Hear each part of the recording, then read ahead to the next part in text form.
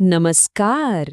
UP police परीक्षा की तैयारी में हिंदी व्याकरण कितना जरूरी है, ये तो हम सब अच्छी तरह जानते हैं। आज के इस खास सत्र में हम संधि के टॉपिक को पूरी तरह से डिकोड करने वाले हैं। ये कोई बोरिंग लेक्चर नहीं है, बल्कि सीधे सीधे मार्क्स पक्के करने की एक अचूक रणनीति है। तो चलिए, बिना समय बर्बाद किए सीधा मुद्दे पर आते हैं। आज के इस एक्सप्लेनर में हम क्या क्या कवर करने वाले हैं, एक नजर डालते हैं। सबसे पहले संधि का अर्थ और परिभाषा, उसके मुख्य प्रकार, फिर सीधे स्वर संधि के नियमों पर बात करेंगे जो कि सबसे ज्यादा आते हैं। इसके बाद एग्जाम के लिए कुछ जबरदस्त टिप्स और आखिर में टॉप 10 प्रैक्टिस सवाल। तो आइए सबसे पहले शुरुआत करते हैं संधि के अर्थ और परिभाषा से। अब देखिए, व्याकरण का नाम सुनकर अक्षर थोड़ा डर लगता है, लेकिन यकीन मानिए, संधि कोई रॉकेट साइंस नहीं है। ये बिल्कुल एक मैथ के फॉर्मूले की तरह काम करता है। जब दो शब्द या अक्षर आपस में टकराते हैं तो उनकी आवाज में एक बदलाव आ जाता है। बस इसी बदलाव को हम संधि कहते हैं। उदाहरण के लिए, विद्या और आलय को एक साथ मिला दें तो बन जाता है विद्यालय। है ना, बिल्कुल आसान। अगर इसे किताबी भाषा में कहें तो बात वही है, दो अक्षरों के मिलने से जो बदलाव होता है वही संधि कहलाता है। मतलब अक्षर मिले, आवाज बदली और संधि हो गई। असल में ये तेजी से बोलने और शब्दों को छोटा करने का एक बहुत ही शानदार और स्मार्ट तरीका है। कोई रटने वाली बात नहीं, सिर्फ सीधा सा लॉजिक है। चलिए अब आगे बढ़ते हैं और देखते हैं कि संधि के मुख्य प्रकार कौन-कौन से होते हैं। मुख्य रूप से संधि 3 तरह की होती है: स्वर संधि, व्यंजन संधि और विसर्ग संधि।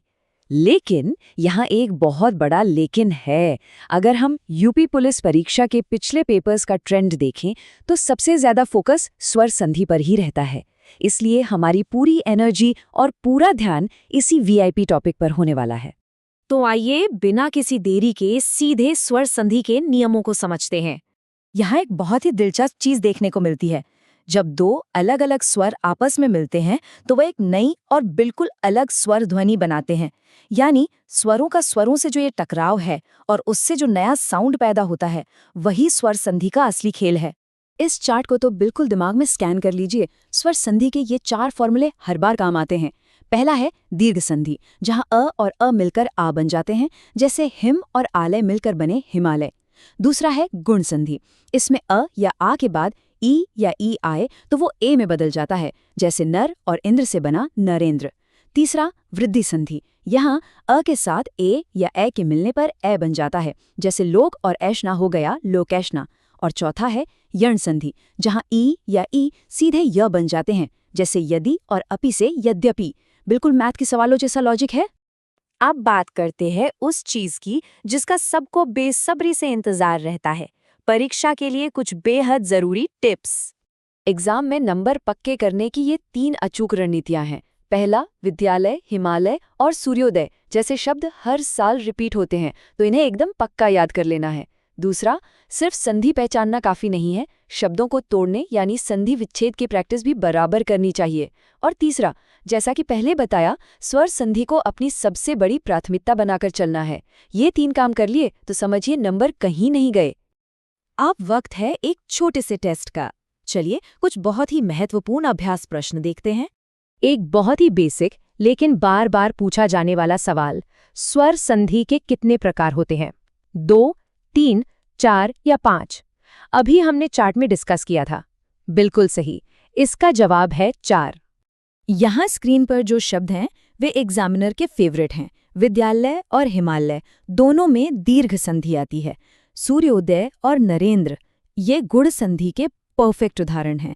और यद्यपि में यण संधि है। इन शब्दों को और इनकी कैटेगरी को सीधे दिमाग में बिठा लेना है। एग्जाम में ये सीधे सीधे आपका कीमती समय बचाएंगे। अब इसका उल्टा भी देख लेते हैं, यानी शब्दों को तोड़ना, जिसे हम संधि विच्छेद कहते हैं। महोत्सव को तोड़ेंगे तो बनेगा महा और उत्सव, जो गुण संधि है। लोकेशणा टूटकर बनता है लोक और एषणा, यानी वृद्धि संधि। अन्वेषण होगा अनु और एषण, जो यण संधि है। और आखिर में रामायण बनता है राम और अयन से, जो कि यण संधि का ही केस है। अगर इस तरह से शब्दों को तोड़ना सीख लिया तो गलती होने का कोई चांस ही नहीं बचेगा। तो पूरी बात का निचोड़ क्या है? चलिए फटाफट एक क्विक रिवीजन कर लेते हैं। संधि का सीधा सा मतलब है अक्षरों का मिलना और आवाज का बदलना। मुख्य प्रकार 3 है, लेकिन एग्जाम के लिए सबसे वीआईपी है स्वर संधि। और स्वर संधि के 4 मुख्य रूप हैं: दीर्घ, गुण, वृद्धि और यण। देखा जाए तो इस एक स्लाइड में पूरा का पूरा टॉपिक बेहतरीन तरीके से कवर हो गया है। तो संधि के इस मजबूत बेस के बाद क्या व्याकरण की अगली पहेली सुलझाने के लिए सब तैयार हैं?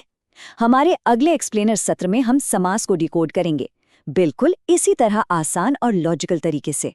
तब तक प्रैक्टिस करते रहना है और इस प्रस्तुति को अपने रिवीजन का एक मजबूत हथियार बनाना है। मिलते हैं अगले सत्र में।